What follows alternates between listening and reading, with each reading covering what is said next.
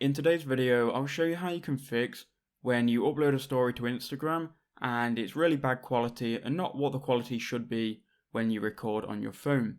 So there are two main reasons that Instagram does this, and I'll cover both of these. So the first reason is when you go and upload a video on Instagram and you're on like your 4G or your 3G and you have a really bad connection, everything's running slow.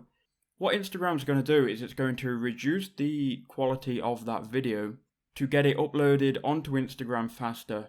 So what's going to happen, your high quality video is going to be compressed so Instagram can go and upload it to your story faster.